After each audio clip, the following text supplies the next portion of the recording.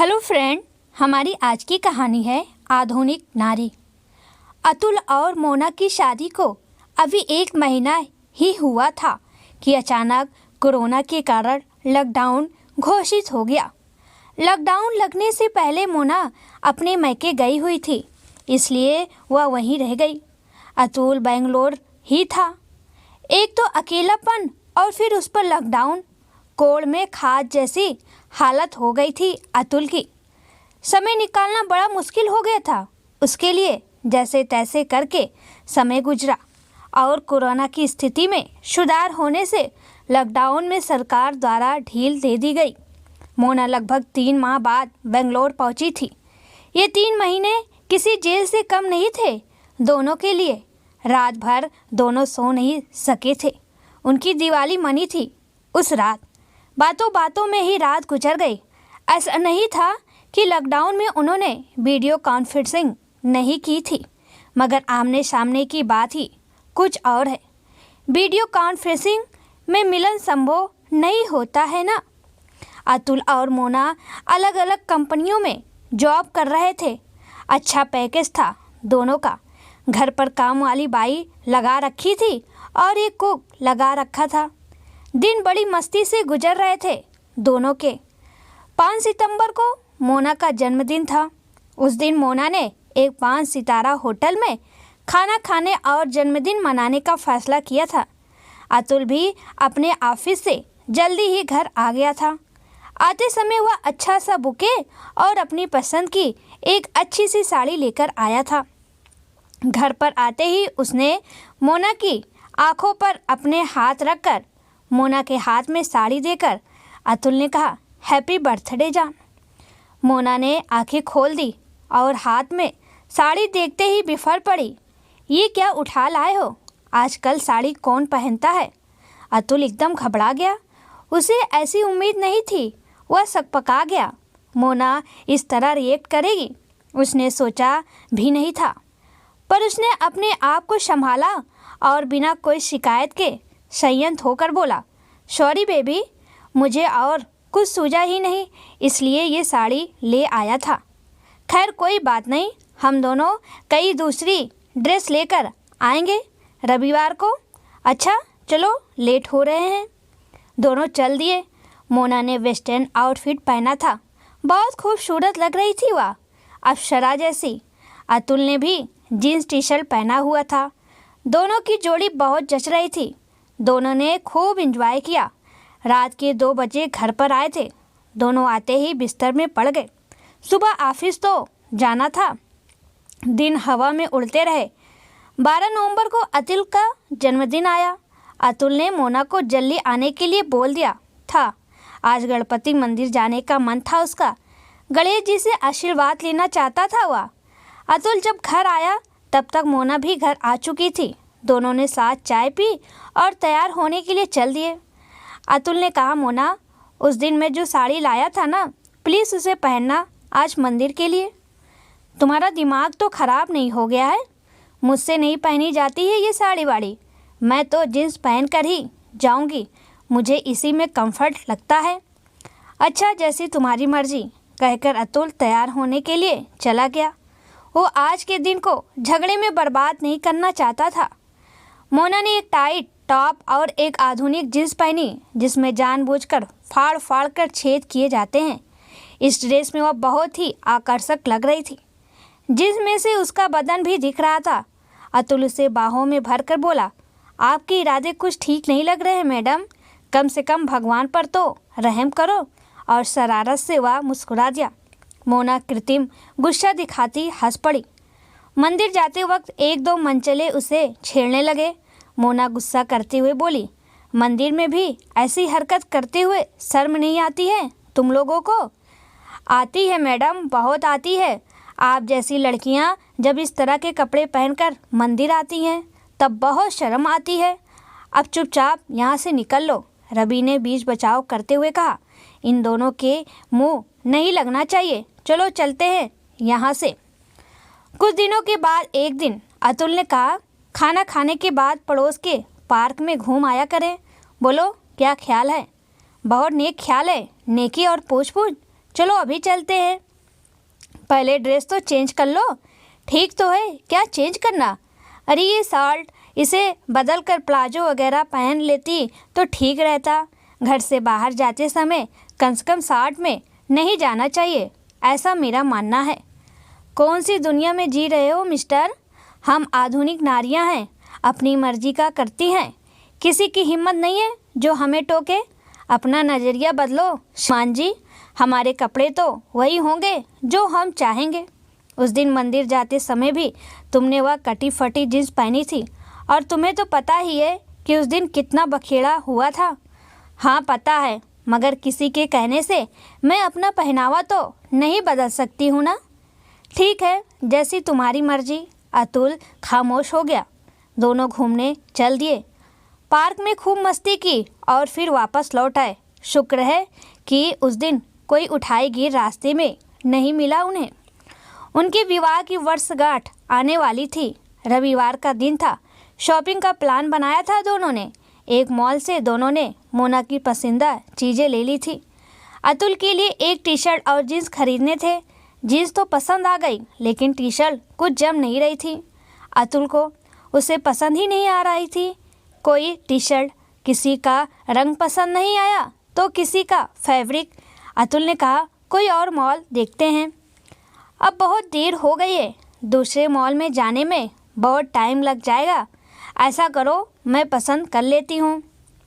और उसने एक टी शर्ट उठाई और कहा देखो कितनी प्यारी है ये टी शर्ट, इसे ले लेते हैं। नहीं यार, मुझे पसंद नहीं आ रही है। मैंने पसंद कर ली है ना, अब इसे क्या देखना। तुम्हें पसंद करना आता है क्या? उस दिन वो घटिया सी साड़ी उठा लाए थे, ये बहुत बढ़िया है, तुम पर जच रही है, ले लेते हैं इसे। मोना ने फरमान सुना दिया। अतुल ने अपनी गर्दन हिलाकर स्वीकृति दे दी और कोई विकल्प बचा नहीं था उसके पास। दोनों घर आ गए। दिन भर शॉपिंग करते करते थक गए थे दोनों। कुक ने खाना बना रखा था, उसे खाकर दोनों सो गए। वेडिंग एनिवर्सरी का दिन आ गया। सुबह जब दोनों सोकर उठे तो मुस्कुराकर एक दूजे को हैप्पी वेडिंग एनिवर्सरी बोलकर अभिवादन किया। आज का दिन स्पेशल था। 1 साल हो गया दोनों को शादी के बाद साथ साथ रहते हुए। हालांकि लॉकडाउन में 3 महीने दोनों अलग अलग रहे थे। अतुल ऑफिस जाने के लिए तैयार हो रहा था। मोना ने अलमारी से वह टी शर्ट निकाली और अतुल को पकड़ाते हुए कहा, मिस्टर हस्बैंड, इसे पहनिए। अतुल ने एक नज़र मोना को और एक नज़र उस टी शर्ट को देखा। मुस्कुराते हुए बोला, पहन लेंगे जान, फिर कभी। इसे भी आज इसे पहनने का मूड नहीं है। मूड कैसे नहीं है, इसे ही पहनना है, मोना ने अधिकार पूर्वक कहा। नहीं, आज तो नहीं पहनूंगा, कहकर अतुल ने दूसरी शर्ट निकाली और उसे पहनने लगा। मोना चिढ़ गई और कहने लगी, आखिर दिखा दी ना अपनी अकड़। आखिर तुम भी वही मर्द निकले जो अपनी हेकड़ी चलाते हैं औरतों पर। पढ़ लिख कर भी वैसे की वैसे ही रहे। औरतों की भावनाओं की कोई परवाह नहीं है तुम जैसे मर्दों को। मिस्टर, हम आधुनिक नारियां हैं जो पुरुषों की गुलाम नहीं है। भाड़ में जाओ तुम और तुम्हारी टी शर्ट। इतना कहकर वह पैर पटकते हुई चली गई। अतुल इस वाक्य से अवाक रह गया। उसके पैर वहीं के वहीं चिपक गए। वह सोचने लगा कि उसने तो कुछ कहा ही नहीं, केवल इतना कहा कि उसे वह टी शर्ट नहीं पहननी है। आखिर उसकी इच्छा का सम्मान कब होगा? क्या वह अपनी पसंद के कपड़े भी नहीं पहन सकता है? थोड़ी देर के बाद जब वह शांत हुआ तब उसने सोचा उसे मोना की बात मान लेनी चाहिए थी। उसका दिल रखने के लिए ही सही। कौन सा फ़र्क पड़ रहा था उसकी सेहत पर? मगर आज वह भी जिद्दी हो गया था। वह अभी सोच ही रहा था कि इतने में मोना आई और बोली, यदि यह टी शर्ट पसंद नहीं थी तो लाए क्यों? मैं तो ले ही नहीं रहा था मैडम, आपने ही जिद करके खरीदी थी। शॉपकीपर के सामने ही मना क्यों नहीं कर दिया आपने? ये तुमने सही कहा मोना, शॉपकीपर के सामने नाटक करना नहीं चाहता था मैं। वो क्या समझता कि दोनों में बिल्कुल नहीं पड़ती है। वहाँ पर बखेड़ा खड़ा नहीं हो इसलिए कुछ बोला नहीं, पर इसका मतलब ये नहीं कि यह टी शर्ट मुझे पसंद आ गई थी। जो तुम्हारी पसंद हो वही करो, आखिर मैं होती ही कौन हूँ कहने वाली। आखिरी हथियार काम में लिया और मोना बड़बड़ाती हुई चली गई। अतुल भी ऑफिस चला गया। आज ऑफिस में उसका मन नहीं लग रहा था। एक झटका देकर उसने विचारों की श्रृंखला को छिड़क कर दूर हटा दिया। आज का दिन तो बड़ा खास है। आज के दिन ही यह झगड़ा करना था उसे, पर झगड़ा उसने कहाँ किया। इतना ही कहा था कि वह टी शर्ट उसे पसंद नहीं है। इसमें गलत क्या कहा। जब वह बड़े प्यार से साड़ी लाया था तो मोना ने उसे पहनना तो दूर उसे देखा तक नहीं। मैंने तो जोर नहीं दिया उसे पहनने को। उसको नहीं पसंद तो कोई बात नहीं। उस दिन मंदिर में जाने के लिए साड़ी पहनकर चलने को कहा था, उसने मना किया। और तो और पार्क में जाने के लिए शर्ट बदलने के लिए कहा था। कितना कुछ सुनाया था मोना ने उस दिन। मैंने जरा सा कह दिया कि मुझे वह टी शर्ट पसंद नहीं है तो उसने बात का बतंगड़ बना दिया। चलो कोई बात नहीं, शाम को मना लूँगा। उसे खुद पर विश्वास था कि वह मना लेगा उसे। इतने में बॉस का बुलावा आ गया। बॉस ने उसे कोई अर्जेंट काम बता दिया और कहा कि इसे आज ही करना है। अतुल असमंजस में पड़ गया। बॉस को वह कैसे बताए कि आज उसकी शादी की वर्षगांठ है। वह तो आज जल्दी जाने वाला था, लेकिन अब क्या करे वो। अचानक उसे कुछ याद आया। वो अपने कुलीग मानस के पास गया और कहा कि आज उसकी शादी की सालगिरह है और बॉस ने उसे अर्जेंट काम बता दिया है। अब क्या करे। मानस उसकी स्थिति ताड़ गया। उसने कहा, हम जैसे दोस्त कब काम आएंगे यार, चिंता मत कर, आधा काम मुझे दे दे। अतुल को बड़ी राहत मिल गई। समय से पहले ही काम पूरा कर अतुल बॉस के पास पहुंच गया और रिपोर्ट सामने रख दी। बॉस उसे देखकर बहुत खुश हुआ और कहने लगा, Atul you are so genius. आज इस काम को करके तुमने दिखा दिया है कि तुम क्या हो। आज से तुम कंपनी के जनरल मैनेजर हो। आज तुम्हारा प्रमोशन करता हूँ। Thank you sir for my promotion. लेकिन एक रिक्वेस्ट है सर। हाँ हाँ बोलो। सर मैं माफ़ी चाहता हूँ। आपने काम मुझे दिया था, मगर आज हमारी शादी की पहली वर्षगांठ है, इसलिए मुझे थोड़ा जल्दी घर जाना था। इस कारण मैंने मानस की मदद ली थी। इस काम को पूरा कराने में उसका बहुत महत्वपूर्ण योगदान है। उसे भी प्रमोशन मिल जाए तो अति उत्तम होगा सर मेरे लिए। अरे आज तुम्हारी शादी की सालगिरह है और तुमने बताया तक नहीं। सर मैं आपको बताता तो आप सारे स्टाफ को बताते और सारा स्टाफ काम धाम छोड़कर बधाई देने में लग जाता। इससे काम का कितना नुकसान होता। तुम्हारा यही डेडिकेशन तुम्हें हीरो बनाता है अतुल। सच में हम और हमारी कंपनी बहुत लक्की है जो तुम्हारे जैसा चैम्प्स हमें मिला है। तुम्हारी इच्छा का सम्मान करते हुए मानस का भी प्रमोशन कर देता हूँ। मानस को डिप्टी जनरल मैनेजर बना देता हूँ। जाओ और जाकर मानस को बता दो। अतुल ने हाथ जोड़ते हुए कहा, एक विनती है सर, यह बात आप स्वयं ही मानस को बुलाकर बोलोगे तो उसे बहुत अच्छा लगेगा। उसे मत बताना कि ये प्रमोशन मेरे कहने से हुआ है। अगर उसे यह पता लग जाएगा तो उसी समय से वह मेरे एहसान के बोझ से दब जाएगा और मैं एक हीरा जैसा दोस्त खोना नहीं चाहता हूँ। बॉस अतुल को एकटक देखते रह गए। किस मिट्टी के बने हो अतुल? इतना विशाल हृदय आज के ज़माने में कहाँ होता है किसी का। तुम्हारी पत्नी कितनी भाग्यवान है जिसे तुम जैसा पति मिला। सर्वभाग्यवान तो मैं हूँ जिसे मोना जैसी पत्नी मिली। अतुल वहाँ से आ गया। उसे घर पर जल्दी पहुँचना था। उसने सोचा कि घर जाकर मोना की पसंद का कुछ काम करके उसे मना लूँगा। वह रास्ते से कुछ सामान मोना की पसंद का ले चल। उधर मोना का मूड बहुत ही खराब था। इतनी सी भी बात नहीं मानी अतुल ने। टी शर्ट की ही तो बात थी उसकी। पसंद नापसंद का कोई ख्याल नहीं है उसको। वैसे तो बड़ा प्यार जताता है लेकिन मर्दांगनी भी झाड़ता है। मैं आज के ज़माने की नारी हूँ, कोई पुराने ज़माने की अनपढ़ गंवार स्त्री नहीं जो अपने मर्द की हर बात मानने को विवश थी।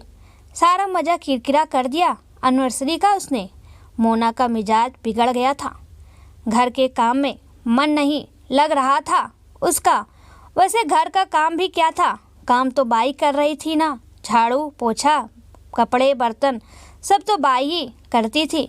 नाश्ता और खाना कुक बनाता था। उसका काम था खुद को तैयार करना। यह काम वह बड़ी शिद्दत से करती थी, लेकिन आज मूड खराब होने से वह ढंग से तैयार भी नहीं हो पाई थी। जैसे तैसे तैयार होकर वह ऑफिस पहुंच गई। उसकी कुलीग परी सामने ही अपने कैबिन में बैठी थी। हेलो हाय हुई दोनों में। मोना को वह थोड़ी अपसेट सी लगी। वह उठकर उसके पास चली गई। क्या बात है परी, कुछ अपसेट लग रही हो? मोना ने बात शुरू करते हुए कहा। हाँ मोना, थोड़ी सी अपसेट तो हूँ। आज अभी की तबीयत कुछ ठीक नहीं है, तो तुम्हें अपने घर पर होना चाहिए था ना, अभी की देखभाल के लिए। हाँ यार, मैंने तो बहुत कहा था, मगर अभी माने ही नहीं। कहने लगे क्या करोगी पूरे दिन घर में रहकर, और ज़बरदस्ती मुझे यहाँ भेज दिया। कोई चक्कर तो नहीं चल रहा है जनाब का? आपको यहाँ भेजकर वहीं कहीं गुल तो नहीं खिलाए जा रहे हैं पीठ पीछे से? मोना ने अपना संदेह प्रकट किया। तू भी ना आज सुबह सुबह से मार खाएगी मुझसे। एक तो मैं वैसे ही अपसेट हूँ और उस पर ये सितम कर रही है तू। मैं तो ऐसा सपने में भी नहीं सोच सकती हूँ। अभी ऐसे नहीं है। किसी के माथे पर लिखा रहता है क्या कि वो कैसे हैं? मुझे तो कुछ गड़बड़ लग रहा है। मेरा अभी तो करोड़ों में एक है। मैं कितनी भाग्यवान हूँ जो मुझे अभी मिले। देख, दोबारा अभी के लिए कुछ ऐसा वैसा बोलेगी तो मुझसे बुरा कोई नहीं होगा। हाँ, परी थोड़ा आवेश में बोली। अच्छा बाबा, नहीं बोलूँगी बस। अच्छा अब चलती हूँ, काम भी बहुत पड़ा है अभी। और मोना अपने कैबिन में आ गई। लगभग 2 घंटे बाद अचानक परी उसके केबिन में आई और बोली, मोना लगता है मुझे जाना पड़ेगा। अभी को 2 बार फ़ोन लगाया था लेकिन उसने रिसीव ही नहीं किया। मैंने तो पहले ही कहा था कि कुछ गड़बड़ है, मगर तुम तो अपने पति परमेश्वर को पाक साफ समझती हो ना। यार, एक तो मैं वैसे ही परेशान हूँ और तू अपनी बकवास से मुझे और परेशान कर रही है। मुझे तो यह डर लग रहा है कि कहीं तबीयत तो ज़्यादा ख़राब नहीं हो गई है अभी की। तो एक काम करते हैं, ऐसी चिंता की हालत में मैं तुम्हें गाड़ी ड्राइव करने की इजाज़त नहीं दे सकती हूँ। मैं छोड़ आती हूँ तुम्हें। मैं भी अभी के हाल चाल पूछ आऊँगी। ये ठीक रहेगा। और दोनों चल दी। करीब आधा घंटे बाद दोनों परी के फ्लैट पर पहुँच गई। वहाँ जाकर पता चला कि अभी को थोड़ा बुखार था। वह पैरासीटामॉल लेकर सो गया था। फ़ोन साइलेंट मोड पर रख दिया था। अभी अभी आँख खुली थी उसकी। परी और मोना को देखा तो उठने की कोशिश करने लगा, लेकिन दोनों ने मना कर दिया उठने के लिए। वह लेटा ही रहा। अब कैसी तबीयत है? परी की आवाज़ थोड़ा लड़खड़ा गई थी उसकी हालत देखकर। आपने फ़ोन रिसीव नहीं किया तो मुझे चिंता हो गई थी। परी की आँख से 2 बूंद टपक गई। अरे चिंता की कोई बात नहीं है परी, मैं ठीक हूँ। थोड़ा मुंह कड़वा कड़वा हो रहा है, कुछ भी खाने की इच्छा नहीं है। और ये राधा कभी दूध तो कभी जूस पिलाए जा रही है। मना करता हूँ तो कहती है कि मैडम कहकर गई हैं। भाई आपका साम्राज्य है सब जगह, हम पर भी और राधा पर भी। हमारी तो सुनती ही नहीं है। अभी मुस्कुराते हुए बोला। देखते नहीं, मोना भी मेरे साथ है, जब देखो छेड़ते रहते हो। परी ने कृत्रिम गुस्से से कहा। अरे हाँ, कैसी हो मोना जी? मैं अच्छी हूँ। परी आपकी चिंता कर रही थी तो मैं भी हाल चाल पूछने आ गई। मोना बोली। धन भाग हमारे जो आप पधारे। आजकल तो अतुल भी पता नहीं कहाँ रहता है, दिखता ही नहीं है। वह लगता है कि दोनों में खूब छन रही है। अभी शरारत से बोला।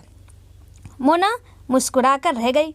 इतने में राधा हनुमानगढ़ में पैदा होने वाला संतरा और मौसम्बी का मिक्स फल का जूस बना लाई। अभी ने मना भी किया, लेकिन परी ने अपने हाथों से उसे पिला दिया। मोना उन दोनों की बॉन्डिंग देखकर आश्चर्यचकित थी। तीनों गपशप करने लगे। अचानक अभी ने पलंग से खड़े होने की चेष्टा की। परी ने पूछा, क्या हुआ? लगता है वोमिटिंग आ रही है। परी डस्टबिन लेने दौड़ी। इतने में अभी को जोरदार वोमिटिंग हो गई। सारा कमरा गंदा हो गया। बिस्तर पर भी कुछ गंदगी हो गई थी। मोना अपने पर रुमाल रखकर बाहर भागी। परी ने अभी को संभाला, उसकी पीठ सहलाने लगी। थोड़ा पानी लाई और उसे कुल्ला करवाया। उसे सहारा देकर उठाया और दूसरे कमरे में ले जाकर पलंग पर लिटा दिया। राधा वोमिटिंग साफ करने लगी। परी ने उसे रोक दिया। कहने लगी, तुम कोई दूसरा काम कर लो, यह मैं करूँगी। मोना, तुम थोड़ी देर अभी के पास बैठकर उससे बात करो। ये तुम साफ करोगी परी? और कौन करेगा मोना? अभी मेरा पति है, यह मेरा फ़र्ज़ है। यह काम मैं राधा से नहीं करवा सकती हूँ। कुछ काम पति पत्नी को ही करने होते हैं। आजकल की औरतें गुलाम नहीं है परी। पुराने ज़माने की औरतें करती थी ऐसी गुलामी। अब ज़माना बदल गया है। इसमें ज़माने की बात कहाँ से आ गई मोना? और इसमें गुलामी की क्या बात है? कल को अगर यही घटना मेरे साथ होती तो? रिश्तों में कोई छोटा बड़ा नहीं होता है मोना, सब एक दूजे के लिए होते हैं। यदि ऐसे समय पर भी हम अपनों के साथ खड़े नहीं हुए तो फिर अपना क्या और पराया क्या? मोना सोच में पड़ गई। वह अभी के पास आ गई। परी ने पूरे फर्श की अच्छे से डिटॉल के पानी से सफाई की और बिस्तर भी साफ किए। फिर वह भी आकर अभी के पास बैठ गई। उसका चेहरा प्रसन्न नजर आ रहा था। अभी ने परी का हाथ अपने हाथों में ले लिया और चुपचाप लेटा रहा। कितने कष्ट दे रहा हूँ तुम्हें, खबरदार जो एक शब्द भी बोला आगे, परी ने डांट लगाते हुए कहा। अभी मुस्कुराकर चुप रह गया। मोना यह सब देख रही थी। अचानक मोना को याद आया कि आज तो उसकी एनिवर्सरी है। वह उठते हुए बोली, परी अब मुझे चलना चाहिए। थैंक्स मोना, मुझे घर तक छोड़ने के लिए और अभी के पास बैठने के लिए। थैंक्स तो मुझे देना चाहिए परी, मेरे आँखों पर पड़े झूठे और खोखले नारीवाद के पर्दे को हटाने के लिए। थैंक्स तो मुझे बोलना चाहिए कि रिश्ते कैसे निभाए जाते हैं, इसका पाठ पढ़ाने के लिए। आज तुमने अपने काम और व्यवहार से जो सीख मुझे दी है परी, उसे मैं जीवन भर नहीं भूलूंगी। मैं कुछ समझी नहीं, क्या कहना चाहती हो तुम अभी समझोगी भी नहीं परी, फिर कभी समझाऊंगी तुम्हें। अभी तो मैं चलती हूँ।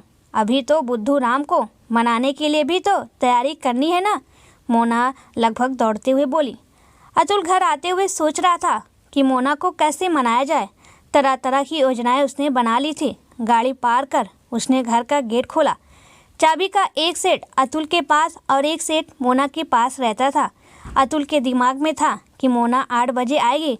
अभी 6 बज रहे थे। 2 घंटे में तो वह बहुत सारी तैयारी कर लेगा। ऐसा सोचते सोचते कब घर के अंदर आ गया पता ही नहीं चला। उसका ध्यान भंग हुआ। घर की लाइट देखकर शानदार लाइटिंग हो रही थी। वह अभी लाइटिंग देख ही रहा था कि सामने मोना दिखाई दी। अरे ये क्या? मोना ने आज वही साड़ी पहन रखी थी जो वह उसके जन्मदिन पर लाया था। उसने आज भरपूर श्रृंगार भी किया था। मोना बिंदी उंदी नहीं लगाती थी, मगर आज उसने बिंदी भी लगा रखी थी, कंगन भी पहने थे और सिंदूर भी भर रखा था मांग में। वह सचमुच एक परी लग रही थी। अतुल उसे देखता ही रह गया। ऐसे क्या देख रहे हो मिस्टर? कभी अपनी वाइफ नहीं देखी है क्या? मोना की खिलखिलाहट पूरे कमरे में गूंज रही थी। अतुल अपनी सारी योजनाएं भूल गया था। अब उसे इतना ही सूझा, मुझे माफ़ कर दो मोना। मोना उसके ओठों पर उंगली रखते हुए बोली, माफ़ी तो मुझे मांगनी चाहिए अतुल। मैं झूठे आडंबर में रिश्तों की कद्र नहीं कर पाई। मैंने तो तुम पर हुकूमत इख्तियार कर ली थी। जो काम कभी मर्द करते थे वो काम मैंने किया है अतुल। धौस जमाने का अपनी चलाने का मुझ में और पुराने ज़माने के मर्द में अंतर ही क्या रह गया था? परी को देखकर मेरी आंखों से पर्दा हट चुका है। मैंने तुम्हारा दिल बहुत दुखाया है अतुल, मुझे माफ़ कर दो ना प्लीज़। अतुल को कुछ नहीं सूझ रहा था। उसने मोना के ललाट पर एक चुंबन अंकित किया और कहा, बस 1 मिनट में आता हूँ अभी। जब वह तैयार होकर आया तो मोना उसे देखती ही रह गई। उसने वही टी शर्ट और जींस पहन रखी थी जो पिछले रविवार को ही मॉल से खरीदी थी। मोना के अधरों पर एक मुस्कान तैर गई और वह दौड़कर अतुल से लिपट गई।